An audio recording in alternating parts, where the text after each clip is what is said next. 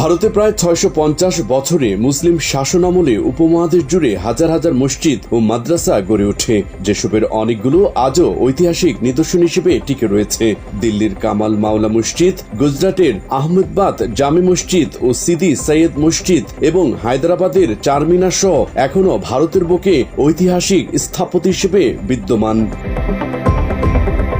একই সময় মাদ্রাসার শিক্ষা ব্যবস্থাও বিস্তৃত হয় ভারতে। মাদ্রাসায় রাহমিয়া, জামিয়া, নিজামিয়া, দারুল উলুম দেওবন্দ, মাজাহির উলুম সাহারানপুর এবং নাদওয়াতুল উলামার মতো সুপ্রসিদ্ধ প্রতিষ্ঠানগুলো উপমহাদেশে ইসলাম ও জ্ঞান চর্চার গুরুত্বপূর্ণ কেন্দ্র হিসেবে পরিচিতি লাভ করে। বর্তমানে এসব ঐতিহাসিক ধর্মীয় ও শিক্ষা প্রতিষ্ঠানকে ঘিরে ভারত জুড়ে নতুন করে বিতর্ক তৈরি হয়েছে। বাবরি, জ্ঞান বাপি, মথুরা ভেঙে রাম মন্দির বানানোটা ছিল একটি ট্রেলার। এসব মসজিদগুলোর পর এবার কামাল মাওলা মসজিদকেও হিন্দু মন্দির ঘোষণা করেছে দেশটির আদালত। এর মধ্য দিয়ে কয়েক শতাব্দীর প্রাচীন এই মসজিদে নামাজ আদায়ের অধিকার হারালো মুসলিমরা।